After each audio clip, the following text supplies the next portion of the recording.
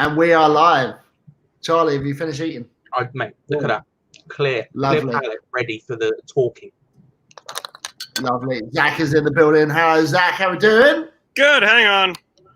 That's okay. We're live, Zach. We're live. Don't you worry. So, welcome to Hammer the Point by host Raymondo, the one, the only. My wingman, my goose, top lad, next door to me. Oh. But why have you changed your name, top lad? There we go. Right, it's because, listen, the Recall Big George thing, right? I believe it passionately, but I want people to know that I do a lot of other very, very stupid things, and you can find all of them there, So, but when the time is right, it'll come back. It'll come back. When the momentum on the campaign slows down, I'm bringing it back to take it back. But right now, we're rocking and rolling. Perfect. And so, how you doing, Charlie? What have you been up to today? Yeah, I'm all right. Just buying PCs, eating granola bars. You know how it is. You know how I be.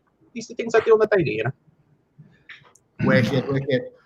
David, the beard is becoming bushy. I'm loving it. Thank you. Almost as big as Charlie's. How you doing? Yeah. I can't go out. I can't get my haircut. I'm just letting it flow. I'm letting it grow. Let it all hang out. What have you been up to today? Anything exciting? Say it again?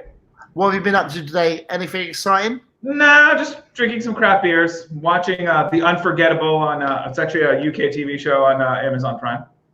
Brilliant. Zachary below me. Look at that, beautiful. He's got big hair. I'm so jealous. Look at mine.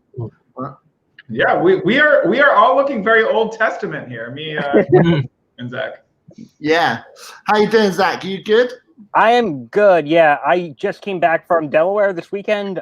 Spent some time with my grandparents, which was nice because of all this. They're just kind of like, we've been stuck inside for months and seen nobody. So it was nice to be able to go down and socially distant have a Memorial Day barbecue in their backyard, which was nice. So you basically went for the free grub. Is that what you're saying? No. So I'm outside the DC area, so everything's just been going to shit.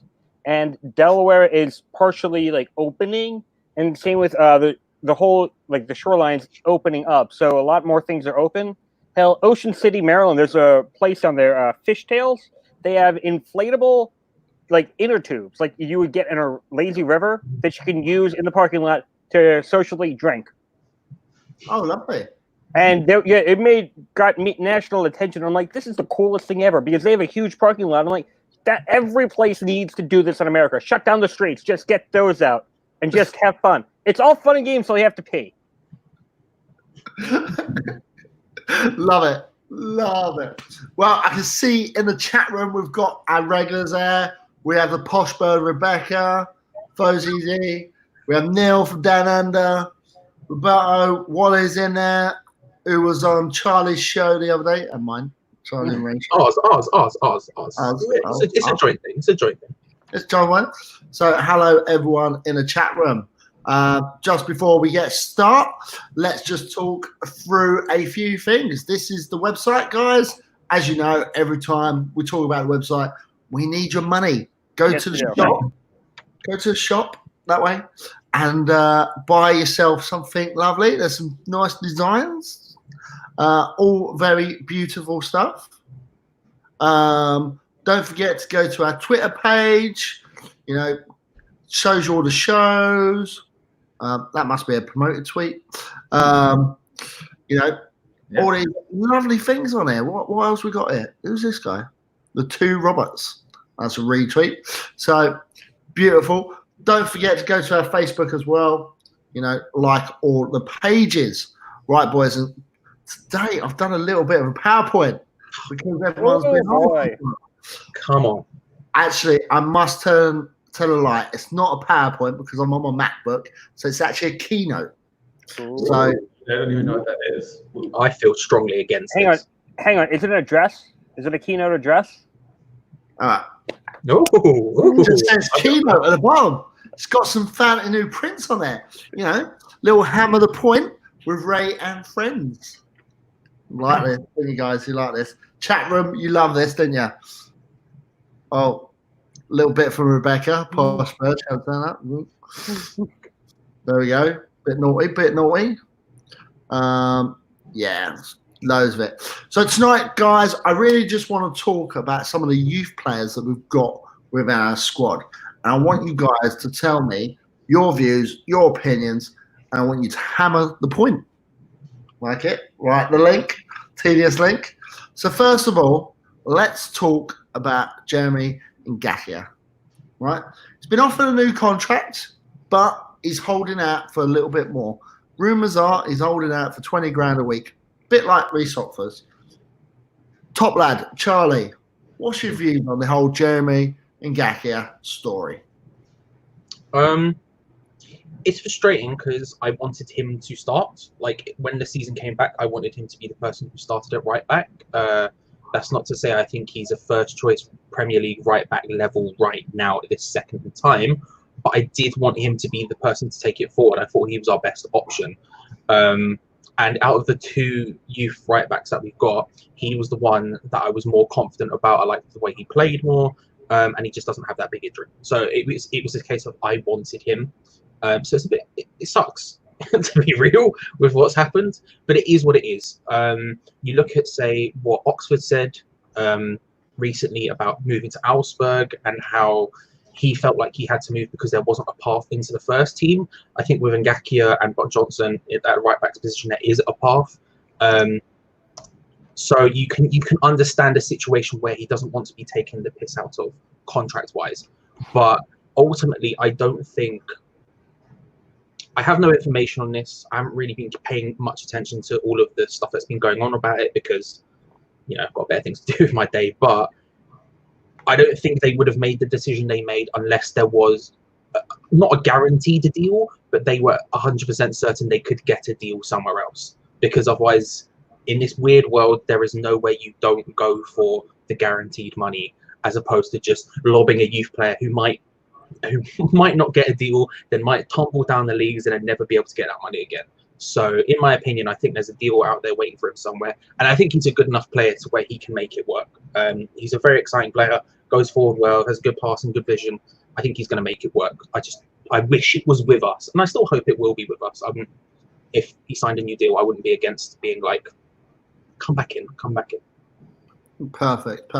David, it sounds like Charlie's saying that the agent is the one's pushing for this 20 grand a week deal where he might already have something in the pipeline at another club. What do you reckon? I don't think there's a pipeline in the other club. I think it's just general negotiations. I think you want your player to get the highest wage. Granted, it was a limited sample, but he appeared pretty capable in 4 or 5 games he played. He showed a lot of energy, even though in his movements he seems a little spastic, I would say. He's not like the smoothest of right backs, but he really got the job done. But it's a limited sample size, so you want to get your player the best wage possible. That's just your job as an agent.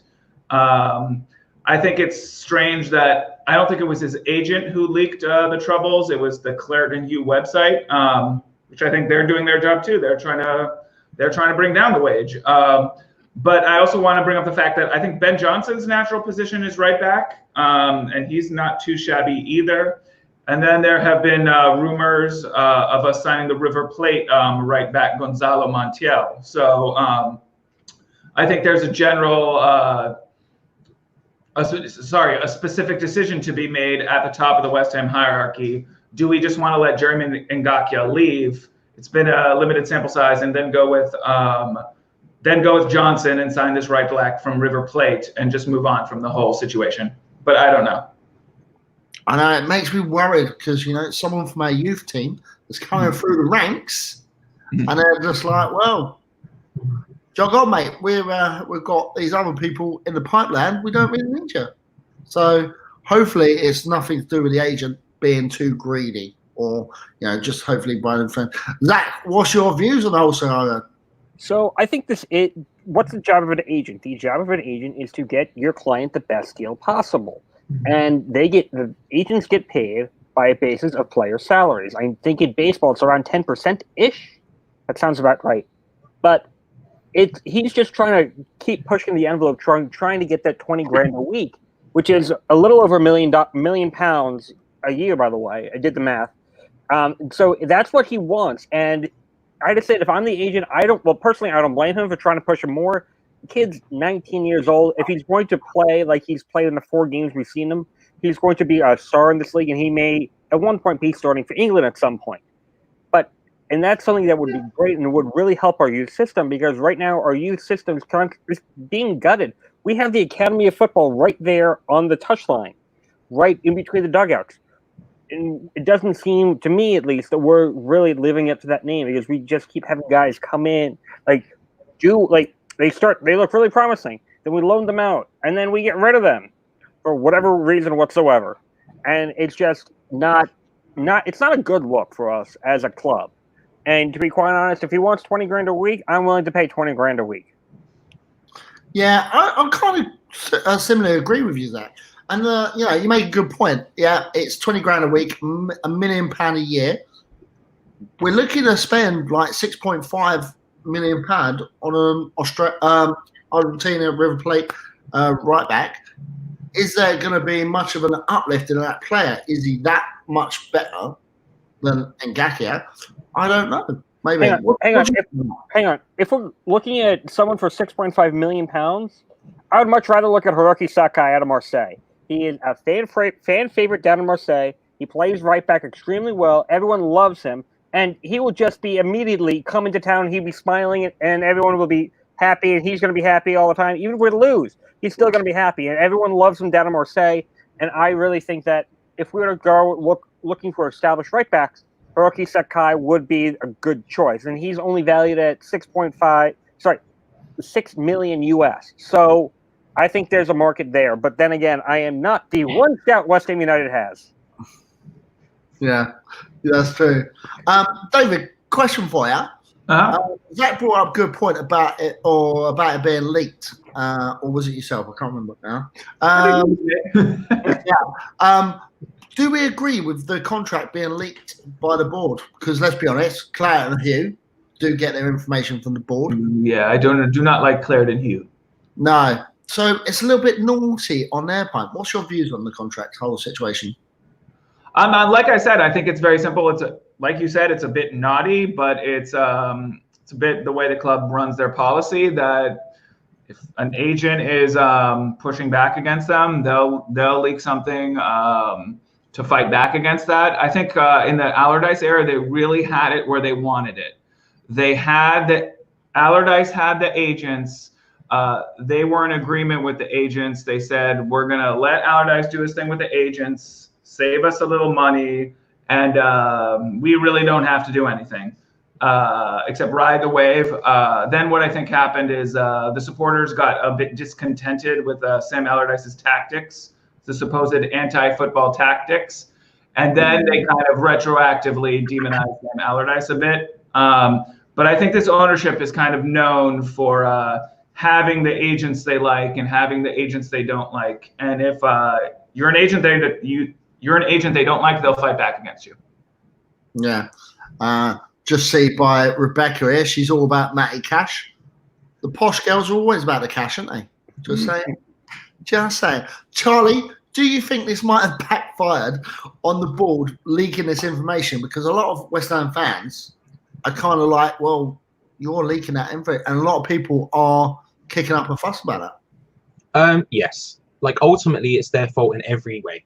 Because not only did they choose to leak the information to try and control the message, and may that have worked if they had just done that, potentially, but then going on to do every single piece of detail in the contracts in an article on Claret and Hugh, which was one of the most transparently written up pieces of me like I've ever seen in my life, because it wasn't just here's the contract that Jeremy Ngakia turned down. It's Jeremy Ngakia, despite only playing 4 league games, has turned down this wonderful contract from our great overlord. Shout out David Sullivan.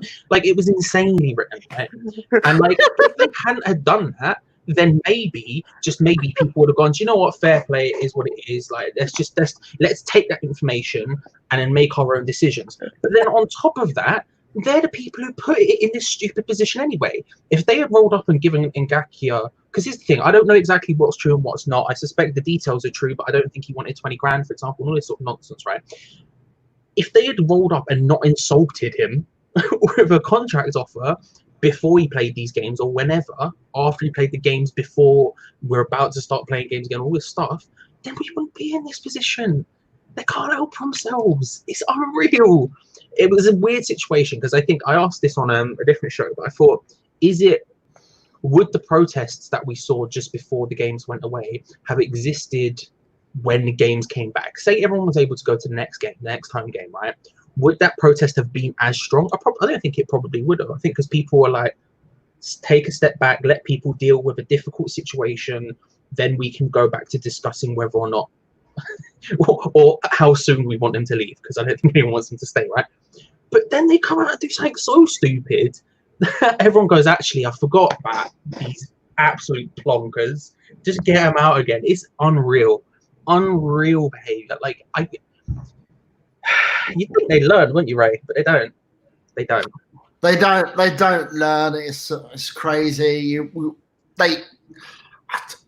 I can see why they've done it to some extent, but like it is definitely backfired. And it's like, let's just get this kid signed up. You know, it's even more difficult with this day and age with like the coronavirus and the Premier League, and you know, Sky and BT owed money and all that jazz. So where do we go from that? It's a bit difficult, but you've got this kid's life and balance. And let's be honest, he's got a month left, less than that, whatever it is, and they should have done this before Christmas. Get him signed up to like a 1-year extension, you know, to help him progress and stuff like that. Unless they didn't sign it, but you know, they should offer him a little bit more than what they have. Zach, have you got anything else you want to add to this? Well, I do agree that they should have got this done before Christmas and before Boxing Day at a definite. But the fact that this is just keeps dragging on and this is now in the papers is just really then it's the board showing, yeah, we really don't care. We would rather live in a tabloid, and that's not good. That's not a good thing for a club to do. I'd much see if I owned the club, if I had billions of dollars and I owned the club, this would be we would have a completely different system. Nothing, if anything got leaked to the press, you'll be disciplined and disciplined severely. A month in the brig. David, have you got anything to add on? No, just that it seems fairly typical of the way the club is run. I don't like it, but at the same time, Jeremy Ngakia, in my opinion, if he gets signed, we'll be our right back for the next 6 months to a year, and then we'll sign someone else. So I don't think it's an emergency if he doesn't get signed. Based on his performance, I think he should get signed. I think we should start with him. But I'm not actually, logistically, I'm not sweating whether he gets signed or not. Yeah, perfect. Charlie, anything you else want to add? I just think it's interesting that before any of this happened, we were already looking at right backs. We were already looking at, everyone's talking about the Argentine one, Matty Cash is the other one that Rebecca brought up. We were already looking at right backs, which means they weren't 1,000% certain about our right back option. Yeah, very good point, Charlie. And so if we've got one of our bright young prospects at right back leaving over quite a small amount of money, let's be real about it in the grand scheme of things, then it doesn't exactly lead to confidence. And it's something actually Rebecca said to me when it all happened. We were talking about it, and she went, well, with our track record of how we sign people and all this stuff and how much money we're going to have, is the right back we end up bringing in going to be as useful as Ngakia or as ready as Ngakia or any of these things? The answer is probably no. So it compounds an issue that they clearly already thought existed. Yeah. And I wonder if it's a case of them maybe shying to the agent, well, we're looking at these other players, we might just get one of them in if you don't want to sign a contract. Which is, I think it's also a case of why they would probably be more angry. Because if you're in Ngakia and at the beginning of the season you were fourth choice behind Zaba, Fredericks, and Johnson, right? And then Zaba's going, so you've got one place ahead. But if someone's coming in to replace him, where's the proof that he's going to get any game time? Of course he'd be pissed off. It just makes sense from his perspective. It does make sense. Agreed. Yeah, totally agree. And you know what? If they sign him, get him all done, they've got more money to spend on other positions if there is any money to actually spend. And you know, I think right back is not the most important position we need to fill first, personally. Right, let's go on to the next one. So, next person, Diangana. Is Diangana the future? First of all, let's start with Zach first. Zach, do you think Diangana is the future? It's tough because we have just so many players out on loan and so much just ready to go.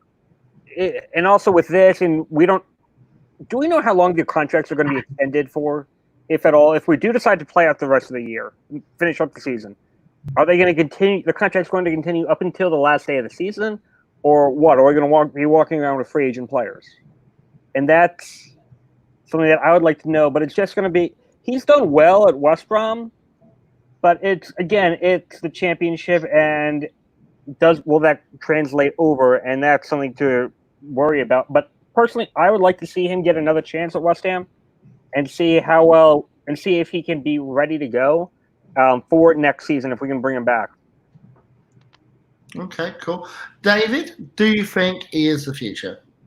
No, and I have my own very unique viewpoint on this. I think we're overloaded on the right wing. Sorry, not the right wing, but winger, whatever you want to call it. I think we have Bowen who can play on the right side. I think we have Antonio who can play on the right side. I believe Grady Diangana plays on the right side.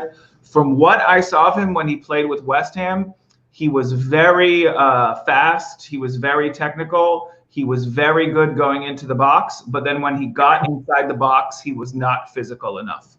My prediction for Grady Diangana is, and what we should do, is that he should sign for a Premier League side who has not as much cachet as us, or for another championship side, and that will be his role going forward. I think he's going to be a top championship player, or a player who works for the lower level premier sides. Not that we're a high level premier side or whatever you want to call it, but I think the answer is no. I don't think he's ever going to develop into a starter on a top Premier League side.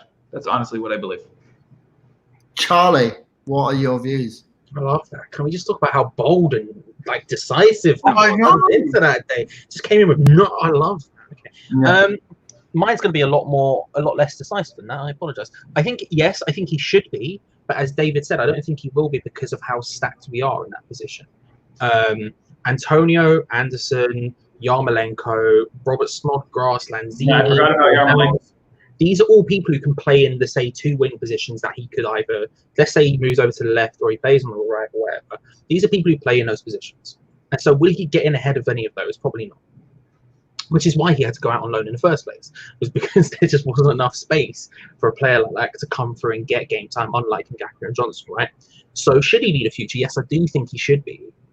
Or should he at least be in the squad? In an ideal world where you have 4 or 5 wingers, whatever, he should be one of them, right? But we've got so many people. What I would like to see us do is to cut some of those people, Yarmolenko, ideally, straight off the bat, for example, and trying to get space for him to be in the team.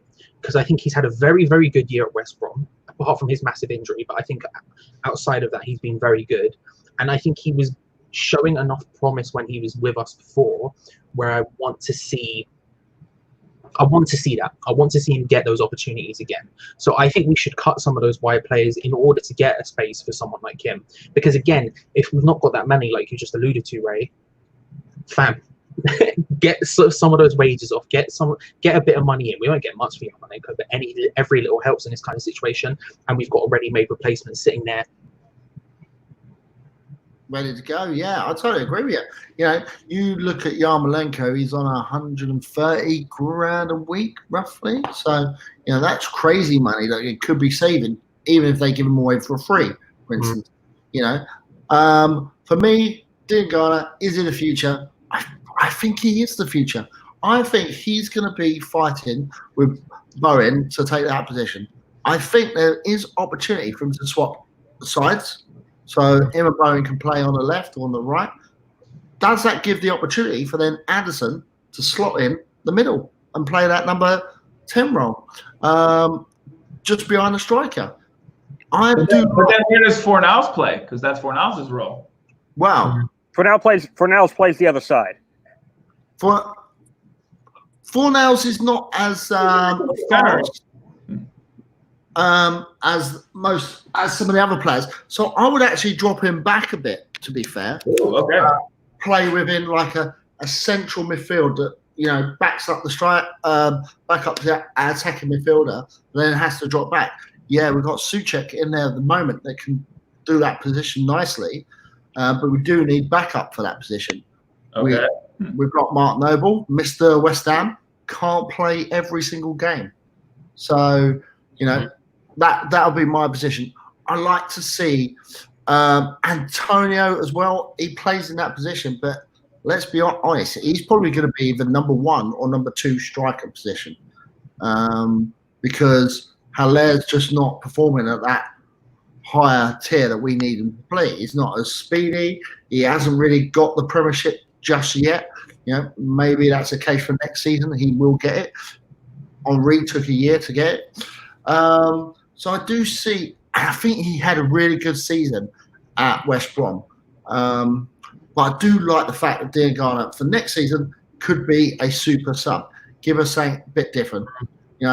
Bowen, Anderson might not be playing at 100%, a bit tired, a bit niggly, or we just might need some fresh legs on with some different ideas to, get the ball into the box and get some extra goals. Diangana can be that man. That's what my view is. Zach, did you see Diangana at West Brom last season at all? I was able to watch a bit of him in October, I think. But it wasn't really. I really didn't feel like. I felt like he had more to prove in that game than what I saw, and I felt that if he kept going the way that he was going, I felt that he could at least do something on the Premiership level. But at the same time, as you guys talked about, we're just overloaded in the midfield, and we were overloaded in the midfield going into the season. And now that we're losing guys like Yarmolenko and Lanzini's most likely going to be gone, and whatnot. Now we have Souček, and now we have Hegel, and it's just a big, gigantic mess. And we're going to look like a 50-car pileup on the A4 if we can't figure out what to do. Okay, cool. David, jumping on what you've been saying, what would you rather see him next season? Would you like to see him loaned out, or would you like to see him sold? Or would you like I would like to see him sold. Like I said, my actual view on him is that he is he's not physical enough for an elite Premier League side or a mid-table Premier League side. He'd be good for a lower table Premier League side or a Championship side, based on what I saw of him at West Ham. I'd like us to sell him. I think we're overloaded in his position. And we were talking about right back, and use that money to sign a right back, to upgrade right back, because even though it's not an emergency, I thought that was one of our big weaknesses last year. I think Fredericks is not he's not up to par. Let's sell Grady Diangana. Let's sell Ryan Fredericks. Let's re-up at that position. I think central midfield, we don't have a lot of depth, but if we say we are going to play Rice and Souček at central midfield with Noble as a backup, at least we're capable there. We can stick with Cresswell and possibly sell Masuaku. I just saw a story today that could be rumored, but they feel that Masuaku has regressed. That is what I would want us to do. Okay. So you'd rather see him gone before someone like Yarmolenko, for instance? No, but Yarmolenko has the highest wages in the club. He's on wages of $115,000 a week. And I think he's injury prone. I don't think we would be able to offload him. So in my pie in the sky dreams, yes, I'd want us to unload Yarmolenko. I don't feel it's going to be possible under the market. MLS. If MLS were to ever get started again, I honestly think that Yarmolenko would be perfect for an MLS side. Him being injury prone is just perfect for him. I agree, but I don't think their wage structure is such that they pay for that. But I don't know. We'd have to see. It's Major League Soccer. It's a dictatorship run by Don Garber. Let's be real. Mm. Sorry, battery's going a bit low on the laptop, so I just better charge it in. Charlie, Ray, if you disappear, we'll talk about Curry. It's fine. I got that on lock. Don't worry about it. Don't worry about it. What are you saying, Charlie? Do you want to see him go out on loan? Would you sell it? I do think David raises a good point about Yarmolenko specifically not being sellable. I think it would be a situation a bit like Ray said, where you're essentially giving away for free just in order to get him off the books, really. In the same way, I think, unfortunately, if we were looking to sell your boy, Wilshere, I think it would be a similar situation where we probably wouldn't get money. I'm not saying we're going to sell him, don't worry. But I'm saying, like, we wouldn't get money through the door for him, I don't think, because his wages are so high. It's just a matter of fact, right? I don't want him to go. I think he's good enough for the team, and I think when there is someone good enough for the team, on the Hams Polls video today, I made this point. I think we're really bad at that graduation stage. When a youth team player is supposed to become a first team player, we're really, really bad at it at the moment, and we haven't done it successfully apart from Declan Rice in a long time. Reece Burke, Reece Oxford, Ngakia, Johnson, loads of players, loads of them, bloody hell. Tony Martinez, there's loads of them, right? I don't want us to let go of him. If he has to go back out on loan, I guess that's not that bad. But there are many players I would sell before I would sell him. But David does raise a good point in the fact that getting rid of some of those players is going to be very difficult. And he is a very attractive prospect. If you're a club, he's probably not going to cost a super huge amount. He's got higher potential. He's got low wages. He's done bits this year. I mean, that's a high prospect. If you're looking at sellable items, he's one of them. But I don't want to sell him. Hang on. I got one point to make, and that is the reason that we've not really promoted a youth team player all too well, except for Declan Rice, is because we keep having turnover at the managerial position, and we've had different guys come in and out, and what they want is different from what the last guy wanted, or what the next guy's going to want, and so we've never been able to really create a system that works into promoting the youth players that other teams like Manchester United were so successful at in promoting their youth players because they had a manager that's been there for 20 plus years. We need one of those managers who's going to be here for 20 plus years. And unfortunately, in today's modern football, that really doesn't exist anymore. I don't disagree. I think, but what you replace that with, right, is a director of football who is here for a long period of time. If you look at, say, can't remember the guy's name for the life of me. I've seen interviews with him. The director of football at Norwich, for example, one of his main things was getting people, transitioning them from the youth team to the first team, despite whoever the manager is. So you look at Max Aarons, you look at Jamal Lewis, you look at Todd Cantwell. These are all examples of players who have come through their youth system into the first team, have got significant minutes, and have gone on to be huge assets for them. If they were to go down, any of those people would be sold for 2-3 times as much as they would be at the very minimum if they hadn't had any first team football, right? I think part of the problem is also that we just overload our team with just absolute trash. We have that sort of like, let's grab everything and throw it all at the wall and hope it sticks, but that stops them having halfway through to the first team. I think the one thing I will say, actually, Ray, just before we stop talking about him, is the size thing. I know a lot of people talk about his size, but compare him. So his predecessor at West Brom and the person he replaced at West Brom was Harvey Barnes. Harvey Barnes went on loan to West Brom from Leicester, had an absolutely barnstorming time. Leicester recalled him, put him in the first team, and since then he's been absolutely killing it. Leicester been doing really well. He's bigger than Harvey Barnes. He's taller than him. He's heavier than him. Like, he's a bigger guy than Harvey Barnes. Harvey Barnes made the transition literally directly from West Brom in the exact same position to Premier League football. I think we maybe put a bit too much importance on size, especially in a winger's position where you don't always need it to be able to beat your opponents. If it was a centre back, I'm not gonna say he shouldn't be big, but in his position, I think it's a little bit of a different story. Yeah, I think more on the wings, you need a lot more pace to get past the left back, right back. So I totally agree with Diangana and the AU setup, and this is one of the reasons why I wanted to talk about this, because I do see a mini crop of players coming through to our first team, and this is what we need, to keep the books balanced. We've got to invest into the youth system, because what's the point of having a youth system? There's no point. You might as well say, we'll just have one team for the men's, under 23s, under 18s, under 16s. We won't bother. We'll just pay us $6 million when they become available later down the line. No. We should be invested in the back of house, and we should be invested in our youth team. So times now when it's a little bit tough, we're on money situation, we can sit back, relax, and go, right, we know we got Diangana, we know we've got Ngakia, we've got Ben Johnson, we've got X, Y, and Z coming through that potentially could rival some of these stars that we've brought in to the first team. And how many West Ham fans love, apart from Frank Lampard, love a youth player getting into the squad? We all love it. Declan Rice, had a good season in the first time around. He let in a goal. He ducked. Went past Joe Hart in the back of the net. Did West Ham fans kick off that? No, because we know they're going to make mistakes. But we want to give them a chance. We are that club where you can give youth a go. Cool. That's all. The Lampard thing is interesting, right? Because the Chelsea comparison is look at Chelsea's youth academy. They do this thing, right, that we've done on a very small scale and have not been very good at, right? But they buy youth players from everywhere. They scour all over Europe, bring them in. De Bruyne, bring him in. Flipping Gael Kakuta, bring him in. All these random people, right? They come fill out their youth teams with it, right?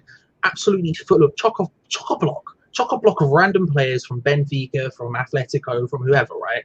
And then their business model, essentially, for years and years and years, was you keep bringing them out, you keep loaning them out, they get better, you sell them off to Wolfsburg in De Bruyne's case for like 20 mil or whatever it was, 15 million, whatever it was the price was, right?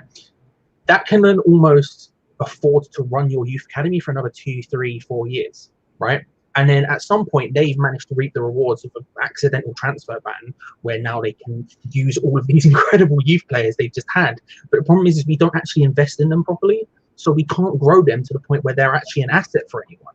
Instead, we just see them trickle down. Look at Reece Burke, right? I liked Reece Burke when he was here, but he's just slowly trickled down. Look at Freddie Sears, look at everyone else. Like Junior Stanislas is maybe the only example of someone who dropped down and came back up again. Everyone else is just scattered throughout the lower leagues and non-divisions. Like, you can't have it both ways. And the thing is we either give them the chances or they're not going to get them, because we don't invest enough. So you have to give them chances. Yeah, totally agree. Got David, Zach, any of you two want to add anything else onto that? No. I think we pretty much covered it. And that's a good last point by Charlie. The Chelsea system is the system to look at. It's perfect. Okay, you do let a De Bruyne go through your team, and you don't progress into your first team, best player in the world right now, but you've paid 20, 30 million to pay for the rest of the youth team. Perfect. And that's the way we should be looking at. Moving on to our other right back, the surrogate son, the person that they seem to think is better than Ngakia, the one, the only Ben Johnson. Charlie, can he break through? His only challenge, by the looks of it, is going to be Fredericks, unless we get this guy from River Plate. Is this the season for him to get into the first team? God, I hope so. All of a sudden, he's got a lot of pressure on his shoulders that he didn't have before. My biggest concern with him is his injury. That big, whatever it was, broken leg, whatever it was, he was out for months and months and months. That's my biggest concern with him. Can he come back from such a big thing and perform at a decent level? I can only remember, how many games did he actually play for our first team? Because the only one I can remember was City off the top of my head. And he was good in the City game. Don't get me wrong. I'm not dissing him at the City game whatsoever. He was very good. He was playing out of position at left back, but he did a decent enough job, right? It's a big risk. It's a big risk now. It's not one I'm massively comfortable with, because we don't have a fullback all of a sudden. But he's probably going to get opportunities. He's probably going to break through into the first team. He'll get opportunities, and I just hope to God he's ready for him. And he should be fired up, because he should know, and he'll be told this probably by David Moyes directly, but if not by everyone around him. If you come in and you do bits, you'll keep Fredericks out quite easily. So God, I hope so. Yeah. David, what's your views on Ben Johnson? I think what happens with Ben Johnson depends on what happens with Ngakia. They both play right back. Johnson has played left back. It's intriguing whether we would keep him as a backup at left back. But, I mean, if you keep Fredericks, it also depends on what you do with Fredericks, because if you think we keep Fredericks, we sign Ngakia, then we also have Johnson as the third choice right back, or we could switch him to backup left back or third choice left back.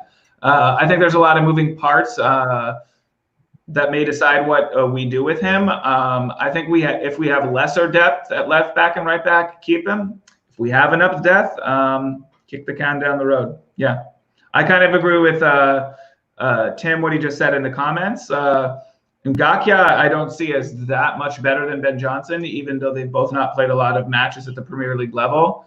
Why not just get rid of Ngakia and keep Ben Johnson and get rid of Fredericks and sign another right back? Zach, All right, I got one question for Tim. Are you in a Pib Extra shirt in your profile, in your picture on YouTube? Seriously? I've never seen a Pib Extra shirt.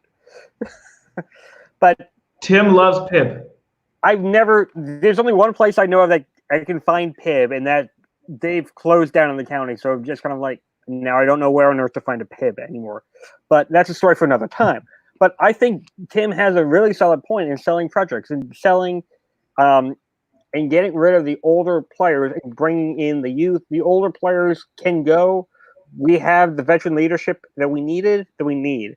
And if we keep Zabaleta on as a coaching role for some of these youth guys, I think that'd be great to help give them the confidence and what to do going forward in situations. Let him run training for the defensemen, and just go from there. And I think it would really help our academy wise if he comes in as a academy coach later on. And I really think that a lot of these guys like Ben Johnson, Nagita would benefit greatly.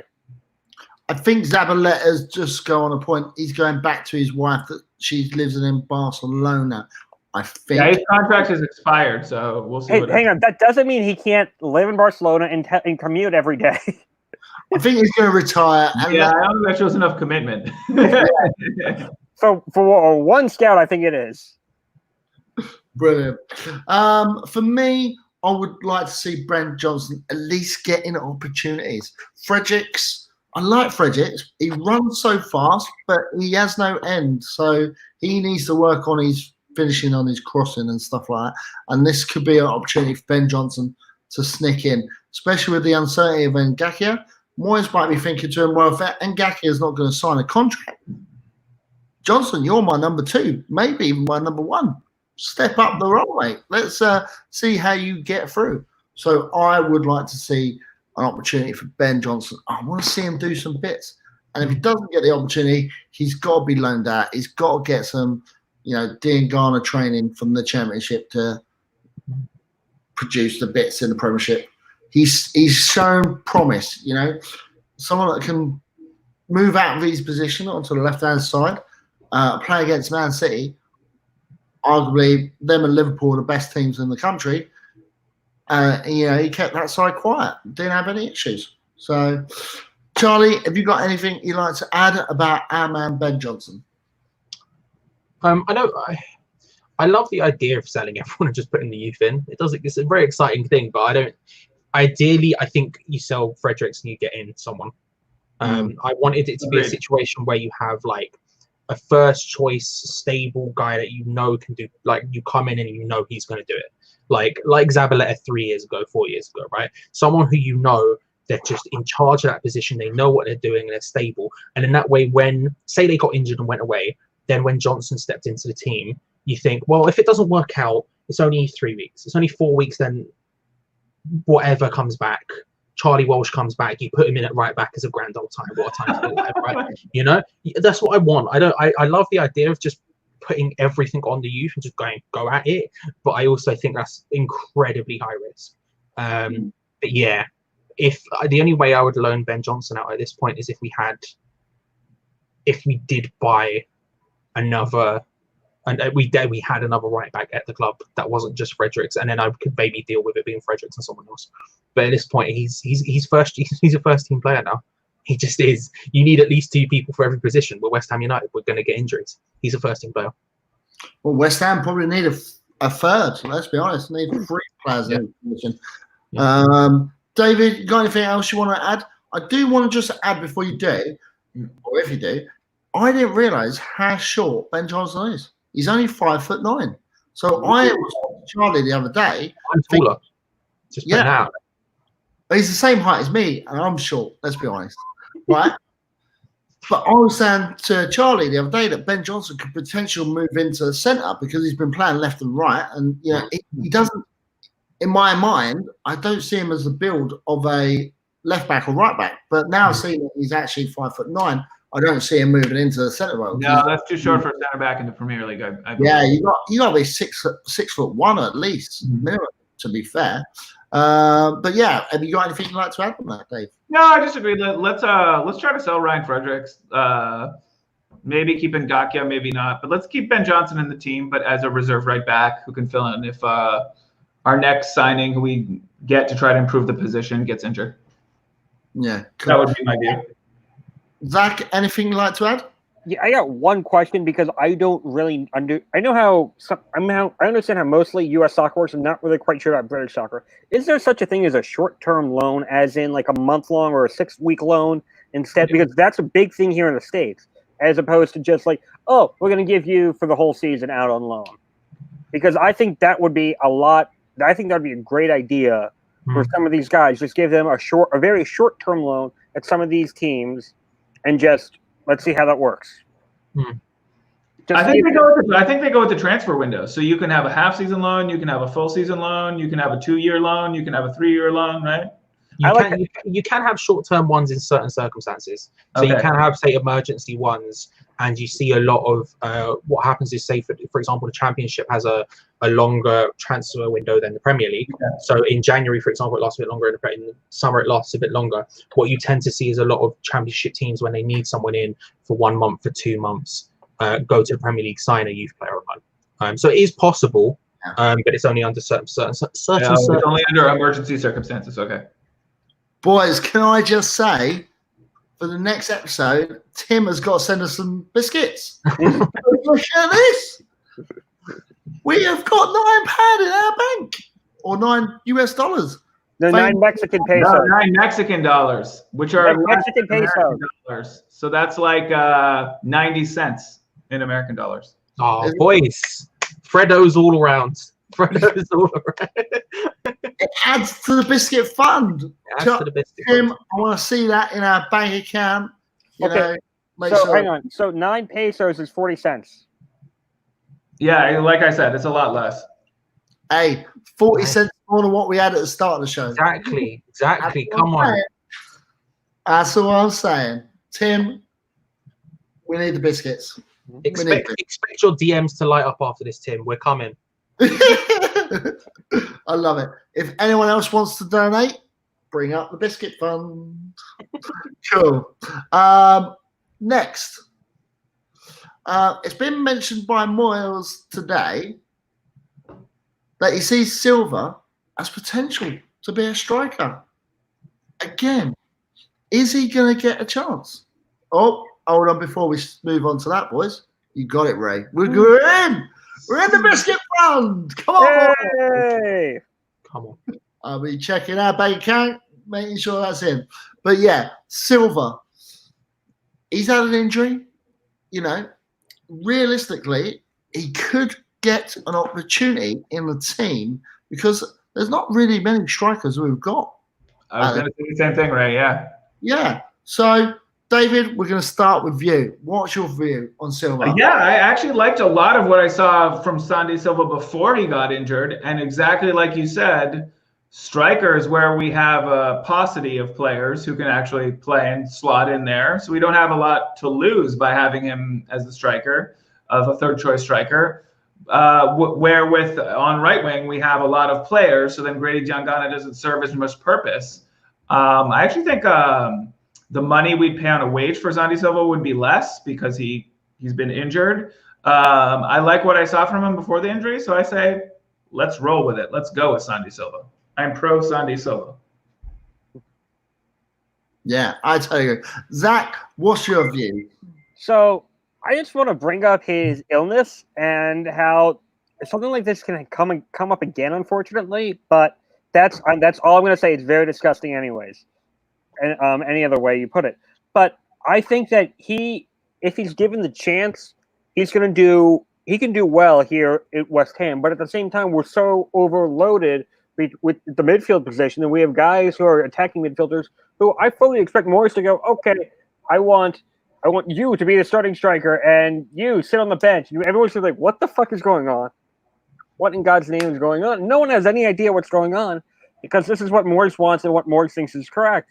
And we're going to have guys that are going to go, what's up. So I honestly think that Silva is going to be loaned out once next season begins, whenever that is going to be. I can see that.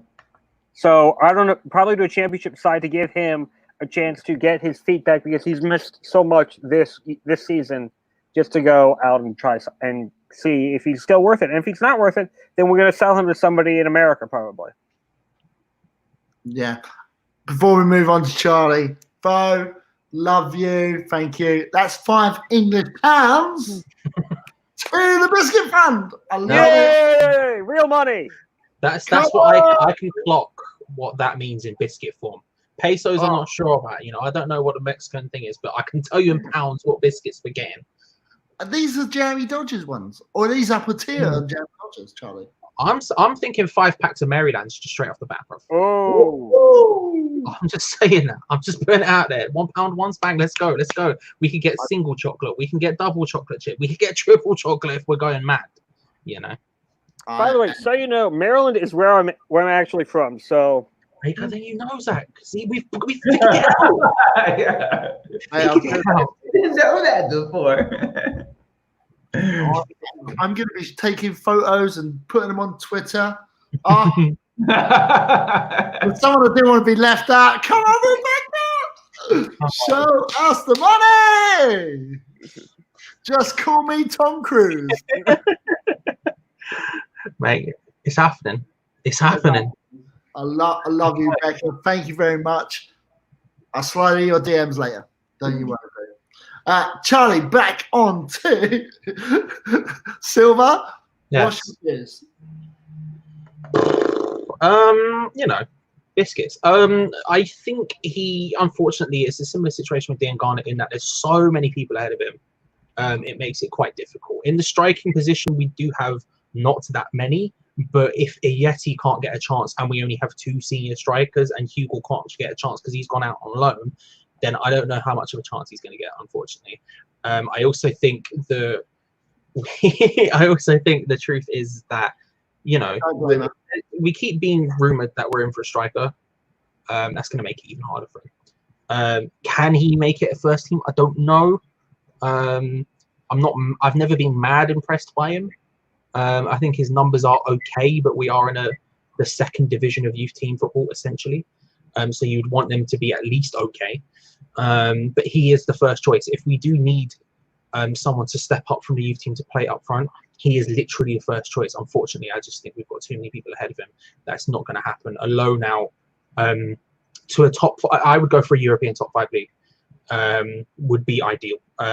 As much as I like the Championship, I think if you could get a loan back to Portugal, if you could get a loan in Germany, if you could get a loan in Spain, I think he'd do bits in. I would love to see that as opposed to a Championship. But yeah, it's one of those ones where I literally couldn't tell you. Yeah. I wouldn't be adverse myself to see him loaned out to another team for a bit of flavour, a bit of training, a bit of, to see how he gets on. Even at some of the European leagues, he can bang in some whoppers there.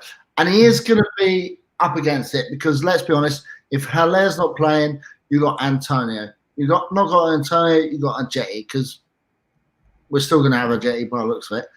If we haven't got a Jetty, then someone like Yarmolenko will probably be pushed into there to fill out the boots, because I think Yarmolenko does have an opportunity to play as a striker, and I wouldn't mind actually seeing that first of all. So it might be a season too early for him. But again, we have got 4 players there that can potentially be in our first team next season. And that excites me. 4 youth players. They're not all going to be on the pitch at the same time because, that's probably a bit too much. But, seeing them 3-4 times a season, and including in the cups, because depends how much we last them. That is exciting stuff. Exciting. David, have you got anything you'd like to add? No, I think I made my points clear the first time. I want to see him be like 3rd choice striker. We'll see what happens. I also wouldn't be opposed to him out on loan, but I rate Xandi Silva. Yeah. Someone makes a point. Yarmolenko is new Arnie. Could be. out of the wing, push him in. Zach, anything you like to add? So I have a weird question. What's the youngest Premier League side ever put out? Ooh, Charlie, That's get on the old Google. That's an give me a minute. That's an excellent question. That is a good. Yeah, because that's just something I'm thinking of having 4 first-team players. I don't think there's a lot of clubs that can put out 4 first-team players.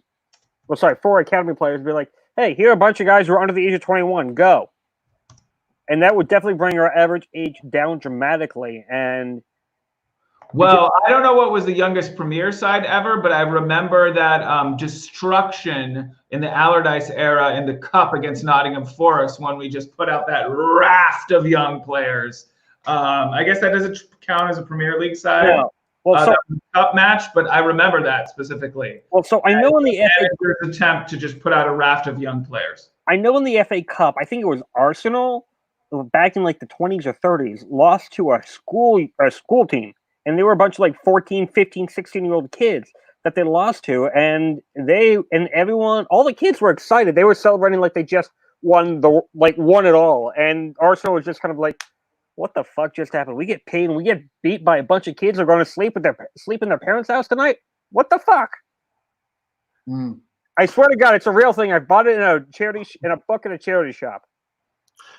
Yeah, if I was to be a betting man, I'd probably put it on someone like Man United when, the famous line, you never win anything with kids, happened, and they had quite a few of the youth team. Charlie, have you found any info for us? So I've got some info for you. I've also just accidentally opened up Photoshop, so if I disappear, you know what's happened.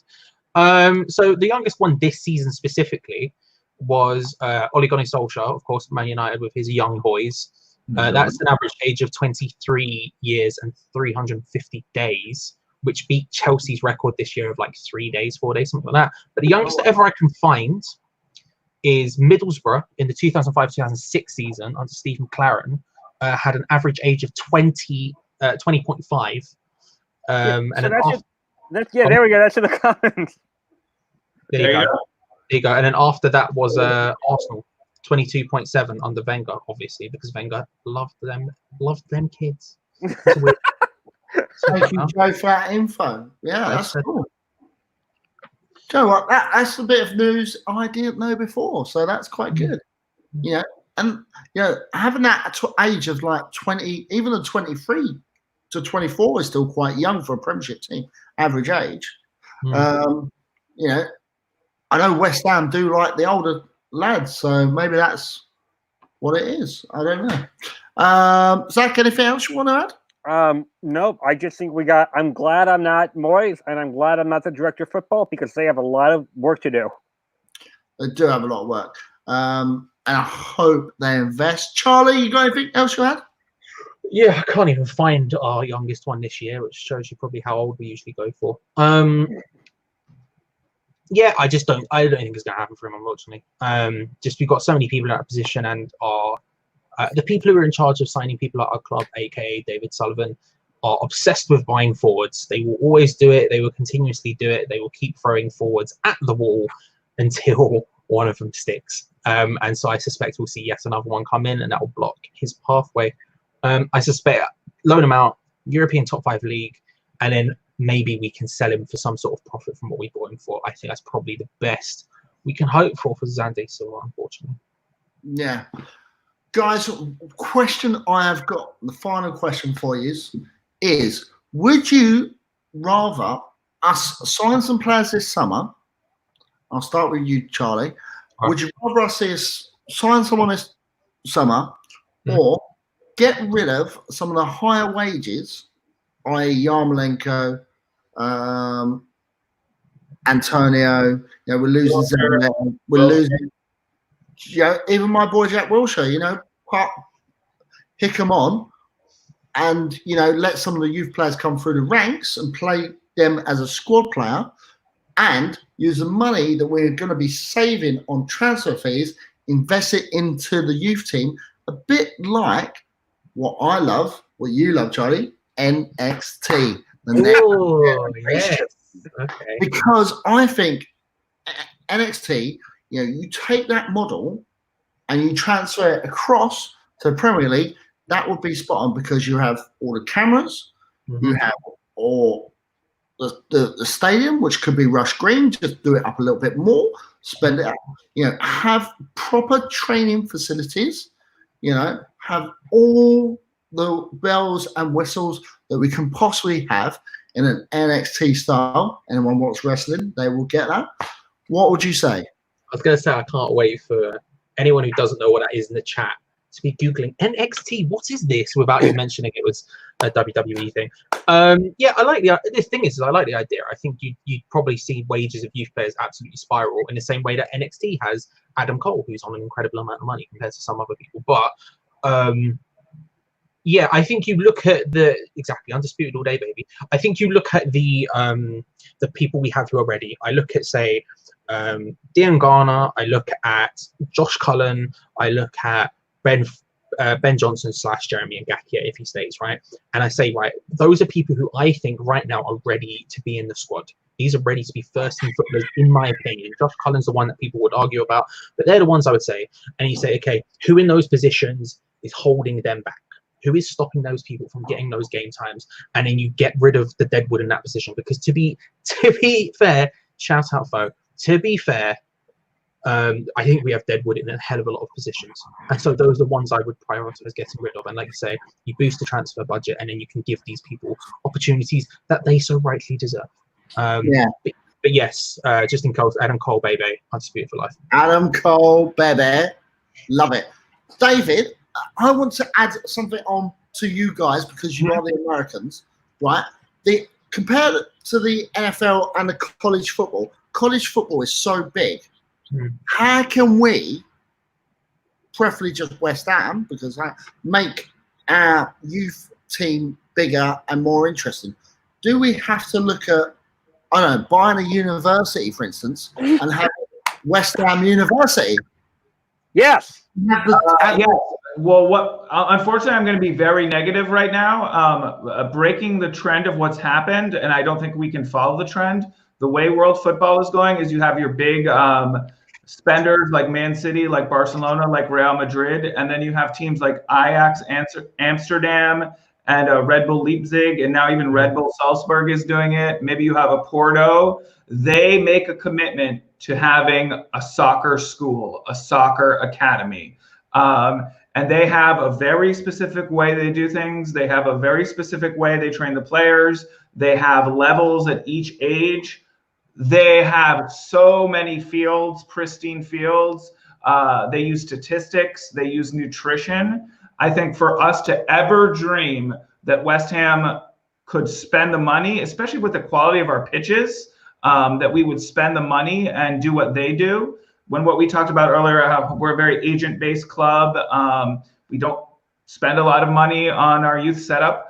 I think for us to ever dream that we would get to their level, I think that's a pipe dream. I don't think that's going to happen unless we have other owners.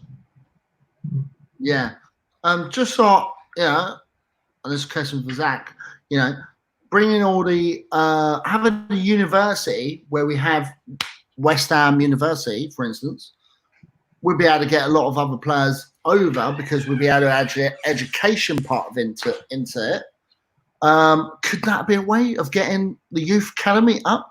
What it will also do, sorry, just thinking in my head, I'm getting all excited about this, is that with a little stadium, like we only need a 5,000 capacity, or 2,000, whatever we need. The university crowd will go there, and that will give our youth players the sort of mindset of going into a stadium full of fans. Obviously not right now. Yeah. Bit of a corona issue. I think you got to start younger than the university age. I think you got to start like 9 to 11 years old. That's what these other academies are doing. Yeah. Well, so Ray, I think Diggs brought up a good point about the clubs like the Ajax, the Portos, the RB Leipzig, the RB Salzburgs, about developing youth and how they've developed youth at a young age. I honestly think we need to start coaching some coaches and from there and bring them into this West Ham University that we're going to build literally right next to Rush Green, and hire a professional groundskeeper at Rush Green to keep the field in pristine condition for them to play, for them to learn, for them to grow. both as a player and as a student. And who knows, maybe West Ham University becomes a primary school, secondary school, and an actual university. And when you're done with West Ham University, you actually walk out with a degree. Who knows? But so at the same time, while you're playing, you're also going to be getting your degree. And I think that would be something that's very interesting. And I don't think that any other club has done. I know Manchester City has that A-League team and the piece of shit at NYCFC, which is just full of fascists, but I'm not going to talk about that. But that is another way to do this. But then again, if you look at the owners of Manchester City, who are they? Oil sheiks. And oil right now is in the toilet. So that's not helping them at all. But it's definitely something to look forward to if we were to ever be bought by, I don't know, a Jeff Bezos type or an Elon Musk type. They're going to Mars, baby. Yeah, I don't think they have too much interest in football. Although Jeff Bezos have a lot of money to spend. Well, I know that Elon Musk would much rather take on the state of California in a bare-fisted brawl and name his children something that no one can pronounce. But if we find someone with those billions of dollars, or if somebody wins the lottery and can get a bunch of other people together, you're like, yes, well, this is what we're going to spend our money on. That would be fantastic. Well, maybe we've just come up with a business model for someone to come up with, So hang on. Well, right now, because of the current financial situation, it's on the toilet, let's be honest. There's going to be a lot of universities who are going to be shutting down and being put for sale. And so you're going to see a lot. I know here in the States, it's already talking about it.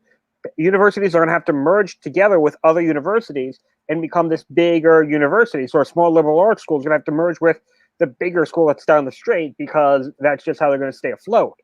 But at the same time, I'm sure this is going to happen in the UK, where things are going to have to, things are going to be like, well, we're up for sale. And if I'm Gold or Sullivan, I'm like, oh, wait a minute, we could buy this and use this for an academy. Yeah, and it's in London. It's not too far from Rich Green. Perfect. Done. At that point, all you need is coaches and teachers. Yeah. I like this. But we're not going to talk about this anymore because I feel this is next week's PowerPoint. The West Ham University. Something for Gold and Sullivan to buy. So we began over an hour, guys. I want to say a big thank you to everyone in the chat. Much appreciated to all your donations. They will be well spent inside this belly with my big thank you to my wingman, Charlie. Thank you very much, buddy. Big thank you to Dave. Loving the beard. Love in the beard. Zach, I'm loving it. Loving your beard. Loving your hats. More importantly, loving your biscuits from your town. Thank you very much. Guys, this has been Hammer the Point. Thank you. Good night. Good night, everybody. Thanks for watching, everyone. Peace.